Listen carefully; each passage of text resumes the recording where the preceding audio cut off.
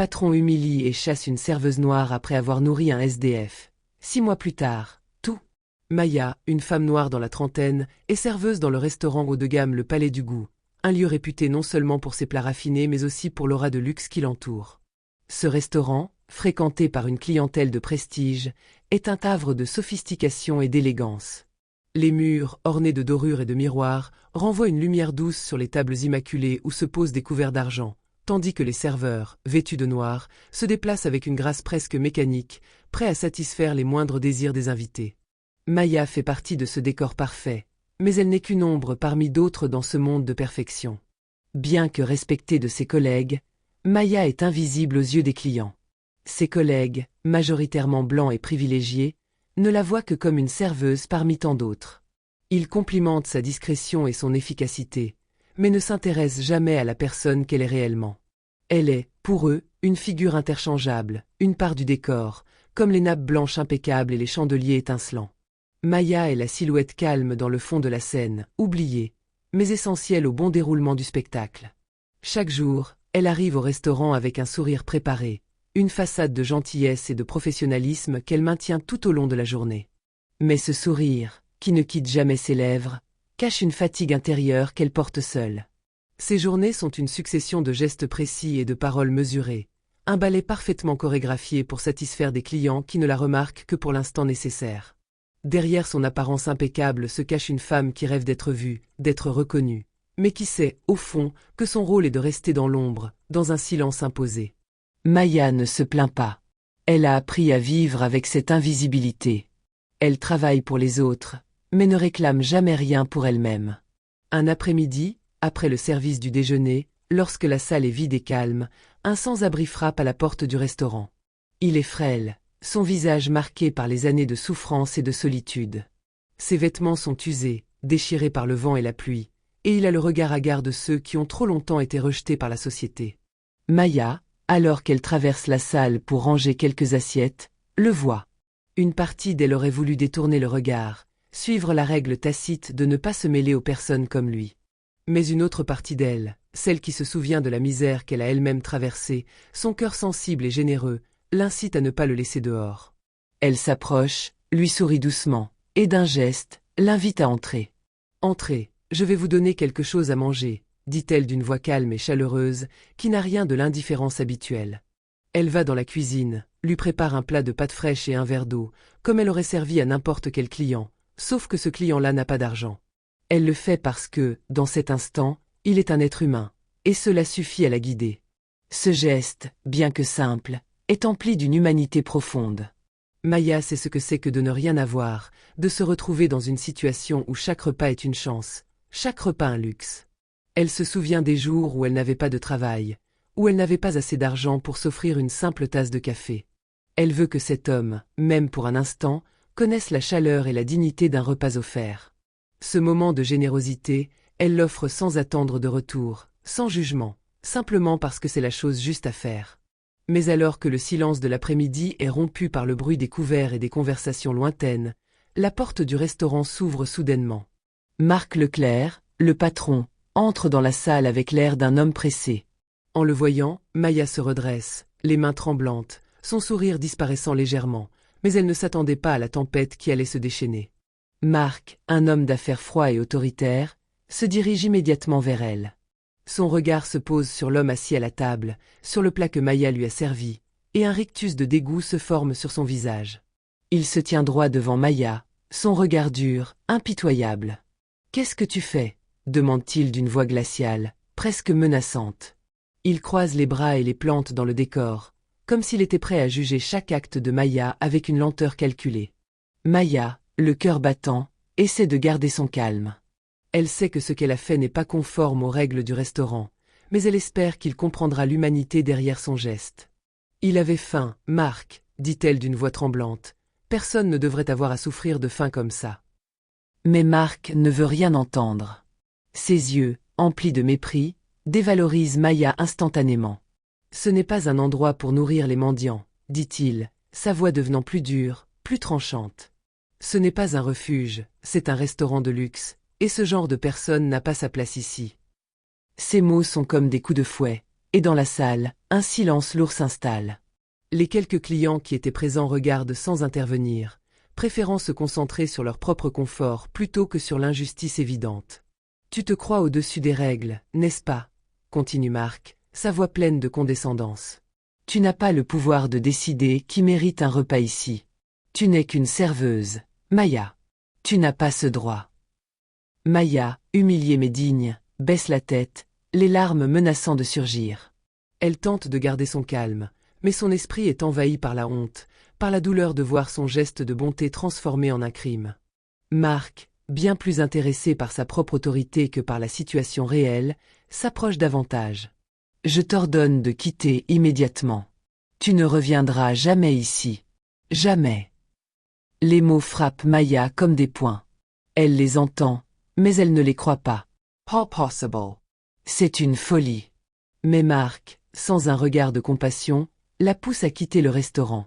Maya prend ses affaires, la tête basse, son cœur lourd de honte. Ses collègues, ceux-là même qui l'avaient respectée en silence, ne disent rien. Ils se contentent de la regarder s'éloigner, avec des yeux vides, comme si elle n'avait jamais existé dans ce monde parfait qu'il s'était créé. En quittant le restaurant, la douleur est physique. Ce n'est pas seulement la perte de son emploi. C'est la perte de sa dignité, le rejet de son humanité.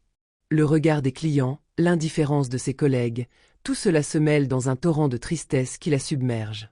Elle se demande comment un acte de bonté, aussi simple et pur, a pu se retourner contre elle de cette manière. Les semaines passent, chacune marquée par la douleur, mais aussi par une lueur d'espoir qui se fait de plus en plus forte en Maya. Après l'humiliation publique, la dépression, et les nuits passées à se demander ce qu'elle avait fait de mal, elle finit par trouver un nouvel emploi. Ce n'est pas dans un restaurant haut de gamme, mais dans un établissement beaucoup plus modeste. L'endroit n'a pas le luxe du palais du goût, ni les clients fortunés qui s'attendent à la perfection, mais il a quelque chose de bien plus précieux, de l'humanité. Là, elle n'est pas jugée ni sous-estimée, ses gestes de bonté et de professionnalisme sont appréciés à leur juste valeur. Au début, Maya se sentait comme une étrangère dans ce nouvel environnement, mais peu à peu, elle apprend à s'intégrer. Ses collègues sont chaleureux, l'ambiance est détendue, et surtout, chacun est respecté pour ce qu'il est. Maya se rend compte que le luxe ne réside pas seulement dans le décor ou les prix élevés, mais dans la manière dont les gens se traitent les uns les autres. Ici, elle n'est plus une simple serveuse invisible, mais une personne digne de respect et de reconnaissance. Elle gagne la confiance de ses patrons et se lie d'amitié avec ses collègues. Petit à petit, elle retrouve la joie de son travail, car c'est un travail qui n'exige pas qu'elle se sacrifie pour le confort des autres, mais qui lui permet de s'épanouir en tant qu'individu. Ses journées deviennent plus simples, moins stressantes, mais infiniment plus satisfaisantes. Elle sert avec un sourire sincère, elle écoute les clients, elle s'intéresse à eux. Maya redécouvre l'humilité du métier, celle qui repose sur l'échange humain, sur la sincérité et sur le respect. Ce sont ces petites choses qui nourrissent son âme et lui redonnent la force de continuer, d'aller de l'avant, sans oublier d'où elle vient et ce qu'elle a appris. Elle n'a plus besoin de la reconnaissance des autres pour se sentir valable. Elle a trouvé sa place, loin du décor doré où elle était invisible.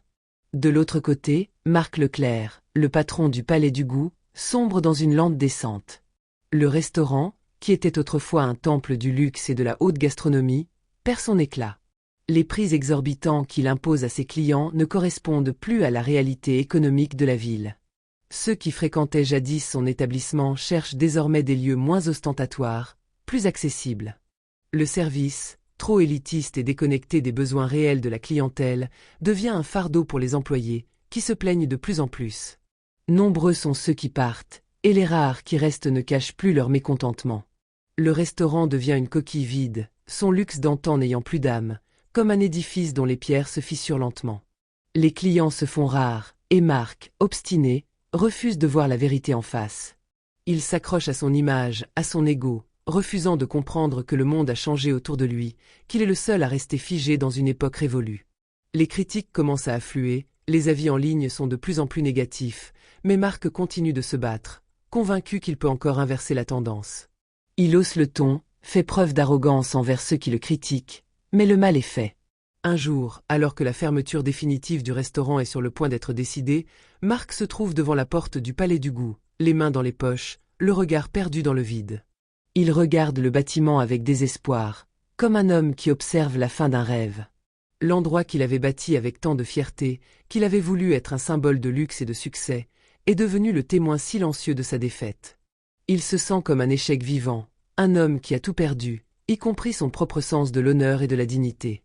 Les fenêtres du restaurant, autrefois éclatantes de lumière et de vie, sont désormais ternies, voilées de poussière et de regrets. Marc se demande s'il peut encore sauver ce qu'il a construit, ou si tout est définitivement perdu. Il y a des moments dans la vie où l'on se retrouve seul face à ses choix, et c'est ce moment-là qu'il vit. Il est accablé par la honte et le sentiment de n'avoir pas su gérer son propre empire. C'est alors qu'un jour, alors qu'il se tient là, appuyé contre le mur, seul, le regard perdu, il aperçoit Maya. Elle entre dans le bâtiment, son uniforme impeccable, l'air serein, comme si la vie l'avait emporté loin de ce lieu. Elle s'arrête un instant, observant l'endroit qui fut jadis son lieu de travail, avant que ses yeux ne croisent ceux de Marc. Un silence lourd s'installe entre eux, presque palpable. Maya, plus forte, plus sûre d'elle, n'est plus la même femme qui l'a humiliée 6 mois plus tôt. Elle le regarde avec calme, mais aussi avec une forme de sagesse nouvelle, une sagesse forgée dans la douleur et la résilience. Marc, surpris de la voir ici, se redresse immédiatement. Il semble vieilli, fatigué, l'air d'un homme qui a perdu sa bataille contre le temps et l'ego. Il se rapproche d'elle, hésitant, les mots ne lui viennent pas facilement.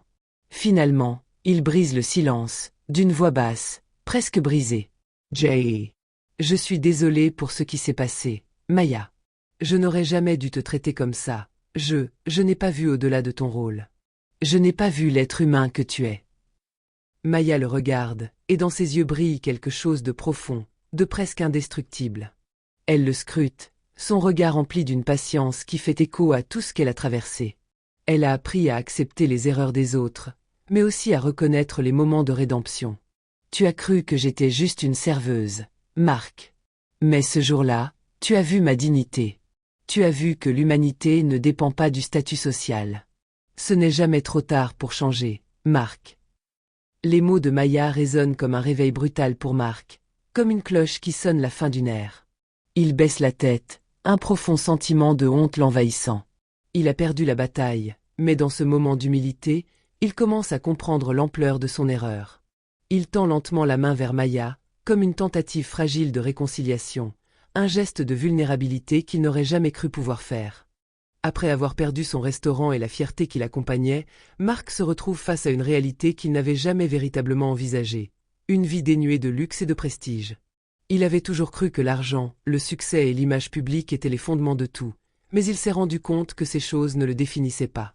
À travers la douleur de l'échec et la chute de son empire, Marc se trouve dans un espace de vulnérabilité, un endroit qu'il avait longtemps évité. Au lieu de sombrer dans l'amertume ou de se replier sur lui-même, Marc choisit de réagir autrement. Loin de la solitude de son restaurant abandonné, il commence à fréquenter des lieux où l'humilité et la compassion sont au cœur des échanges. Il trouve refuge dans des organisations caritatives qui se battent chaque jour pour soulager les souffrances des plus démunis. Il découvre la réalité des sans-abri, des personnes en marge de la société, et se rend compte que les vrais héros ne sont pas ceux qui sont acclamés dans les salons de luxe, mais ceux qui offrent leur temps et leur énergie pour améliorer la vie des autres. Marc devient bénévole dans une association locale dédiée à l'aide aux sans-abri. Au départ, il se sent complètement hors de son élément. Habitué à la hiérarchie, à la reconnaissance et à l'éclat des lieux huppés, il trouve difficile de s'adapter à la simplicité de ses actions quotidiennes. Cependant, petit à petit, il commence à comprendre que la véritable richesse réside dans les gestes de solidarité et dans la dignité qu'on accorde à ceux qui en manquent. Il commence à faire des visites régulières aux personnes qu'il aide, s'impliquant dans des missions de distribution de repas, mais aussi dans des ateliers de réinsertion professionnelle. Les mois passent, et Marc se transforme. Il n'est plus l'homme d'ego qu'il était, mais un homme en quête de sens et de rédemption. Loin de la gloire et du prestige qu'il croyait essentiels, il trouve un nouvel équilibre dans la simplicité des gestes, dans les sourires de ceux qui l'aident, et dans la satisfaction de contribuer à quelque chose de plus grand que lui-même. Il se lie d'amitié avec d'autres bénévoles, des personnes venant de milieux variés mais animées par une même volonté d'apporter un changement positif. Marc, qui avait autrefois regardé les petites gens de haut, devient leur allié, et dans cette transformation, il retrouve sa propre humanité. De son côté, Maya continue de grandir dans son nouvel environnement. Son engagement, son humilité et son professionnalisme ne passent pas inaperçus. Elle devient un modèle de travail acharné et de bienveillance, un pilier pour ses collègues. Les clients qui viennent au restaurant ne viennent pas seulement pour la nourriture, mais aussi pour l'accueil chaleureux et le respect qui leur sont offerts.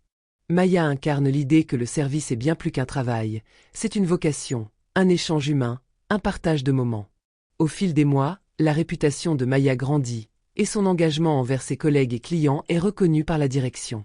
Ce n'est pas seulement pour son efficacité, mais surtout pour sa capacité à inspirer les autres à se dépasser, à se traiter avec dignité, quelle que soit leur position sociale.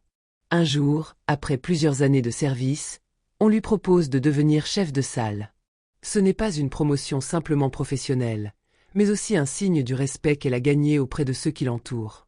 La gestion du restaurant devient un défi qu'elle relève avec brio. Elle s'assure que l'environnement de travail reste positif, encourageant et humain, et elle s'efforce d'inculquer ses valeurs à son équipe. Mais plus que tout, elle devient un modèle pour ceux qui viennent la voir, que ce soit des collègues ou des clients. Elle prône une philosophie simple. Il ne suffit pas de servir des repas, mais de servir des moments de bonheur et de respect.